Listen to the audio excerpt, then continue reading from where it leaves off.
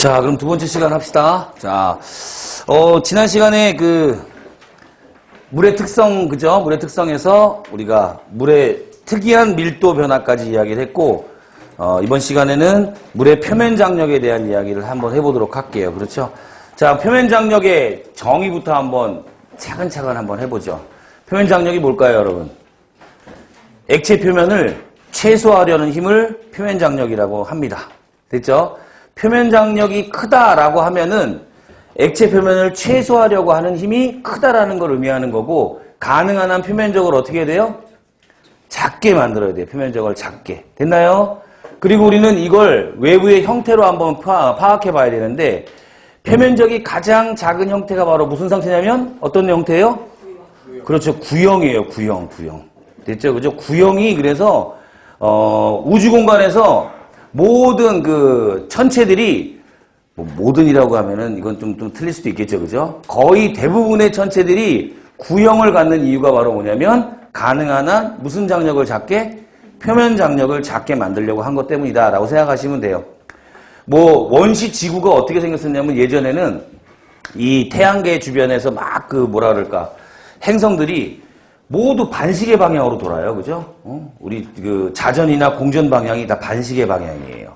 그래서 우리도 운동장을 돌 때 어디로 도는 게 편하네요? 반시계 방향으로 돌아요. 그죠? 반시계 방향으로 도는 이유가 뭐냐면 자전도 그쪽이고 공전도 그쪽이야. 그러니까 어때? 우리는 그 자전과 공전을 하는 지구 위에 살면서 반시계 방향으로 도는 것이 굉장히 어때? 행복하고 자연스러운 거예요. 시계 방향으로 돌면 어때? 약간 형태가 좀 이상하죠. 그죠?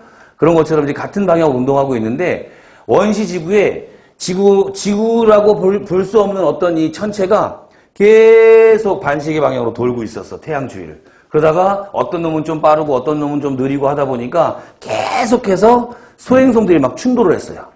그러니까 굉장히 충돌하면서 어때요? 굉장히 큰 열이 발생하겠죠. 그죠? 그래서 지구가 맨 처음에 마그마의 바다였어요. 마그마의 바다. 마그마의 바다가 뭐겠어요, 여러분?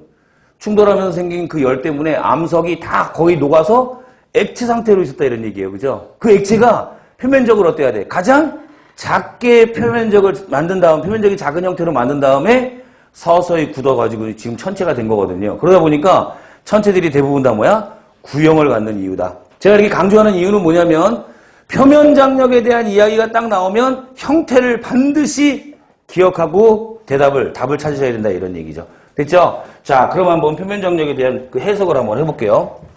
내가 비커에다가 이렇게 물을 딱 담았어요. 물을 딱 담았는데 물은 분명히 이 표면에도 이렇게 물 분자가 있을 것이고, 그 다음에 어디에도 물 분자가 있을 것이에요. 내부에도 이렇게 물 분자가 있을 것이에요. 맞습니까? 내부에도 이렇게 있을 거예요. 자, 보니까 이 내부에 있는 물 분자를 가만히 들여다보니까 얘는 이쪽으로도 상호작용, 이쪽으로도 상호작용, 이쪽으로 이쪽으로 다 상호작용을 모든 방향에서 받기 때문에 이 내부에 있는 물 분자는 알짜힘이 얼마일까요, 여러분? 0이에요, 0. 그래서 쟤는 그냥 가운데 있어요. 서로 당기는 힘이 다 일정하기 때문에. 하지만 문제는 뭐냐면 이 표면에 있는 놈들인데, 표면에 있는 놈들은 양옆으로 힘도 받고 아래쪽으로 이렇게 힘도 받으나 어느 쪽으로 받는 힘이 없어요.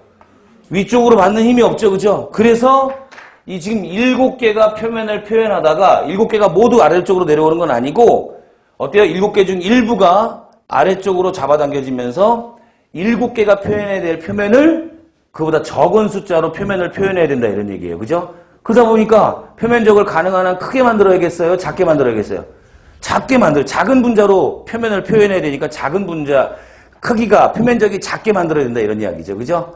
이해됩니까? 그래서 표면 장력이 나타나는데 이때 당겨지는 힘이 만약에 수소결합이라면 굉장히 센 힘이겠죠. 만약에 작은 힘이라면 7개에서 어떻게 그냥 부들부들하다가 걔가 내려가지 않을 텐데 수소결합처럼 센 힘으로 잡아당기면 7개 중에 몇 개는 아래쪽으로 내려갈 거다 이런 이야기예요. 됐어요? 왜 표면 장력이 수소결합과 관련이 있는지를 좀 정확하게 알아둘 필요가 있다는 얘기죠. 됐죠? 이런 복잡한 현상 때문에 표면적을 가능한 한 작게 만들려고 하는데 결론! 그게 바로 형태는 무슨 형태를 띠는 것이 가장 표면적이 작다? 구형을 띠는 게 표면적이 가장 작다예요. 됐죠? 이거는 육면체라든가 직육면체라든가 이런 것들 부피 구하는 공식이 있을 거 아니에요. 그죠? 부피 구하는 공식과 구의 최적을 구하는 공식을 다 비교해 보면 구가 표면적이 가장 작구나라는 걸 나중에 파악할 수 있을 거라니. 거기서부터는 여러분들이 가장 싫어하는 수학이기 때문에 더 이상 하지는 않을 거예요. 아시겠죠? 그죠? 자, 결론 말합니다. 표면적을 최소화하려는 힘을 뭐라 그런다? 표면 장력이라고 하는데, 물은 수소결합으로 인해 표면 장력이 크고, 표면 장력이 크면 표면적을 최소화하려는 힘이 크기 때문에 가장 표면적이 작은 뭐의 형태를 띠기 쉽다? 구의 형태를 띠기 쉽다. 라는 말로 마무리를 짓겠다 이런 얘기입니다. 됐죠? 자, 교재 봅니다. 어떤 액체가 서로 다른 상태의 물질과 접촉해 있을 때 그 경계면, 표면을 최소화하려는 경향을 표면 장력이라고 이야기를 하고요. 액체 내부에 있는 분자는 다른 분자와 사방으로 인력이 작용하나 표면에 있는 분자는 액체 내부로 당겨지는 힘만이 작용하여 안쪽으로 끌리게 됩니다. 따라서 액체는 표면에 있는 분자의 수를 가능한 한 적게 하기 위해 미쳤습니다. 표면적을 줄이려는 성질을 갖고요. 표면적이 가장 작은 형태의 그 모양은 바로 구형이다라는 걸 인지해 달라는 이야기입니다. 자, 7번째, 물의 모세관 현상이죠. 액체가 접촉면과의, 자, 동그라미 있어요. 부착력, 그리고 액체 분자 사이의 응집력, 이 부착력과 응집력 두 개의 힘인데요. 그 중에서 표면 장력과 관련 있는 힘이 바로 뭐냐면 응집력이에요. 응집력에다가 동그라미 칠대 밑에다가 표면 장력이라고 써놓으세요. 표면 장력. 그러니까 물의 모세관 현상은 표면 장력 때문에 나타나는 현상인데, 표면 장력이 곧 모세관 현상을 일으킨다가 아니라 부착력이라는 것과 응집력이라는 거에 상호작용에 의해서 이 모세관 현상이 나타나요. 아시겠죠? 그 중에서도 무슨力? 응집력이 지금 얘기한 표면 장력과 관련이 있다라는 이야기입니다. 자, 한번 그림으로 볼게요. 자, 유리로 만든 시험관에 다 이렇게 놔두면 긴 관이죠, 그죠? 어때요? 물이 이렇게 형성이 돼요. 왜 이렇게 물이 유리로 만든 이 시험관 사이에 끄트머리 올라갔냐면 무슨 력 때문이에요? 부착력 때문에. 극성 분자와 극성 분자 사이의 부착력 때문에 생기는 일이에요. 아시겠죠, 그죠?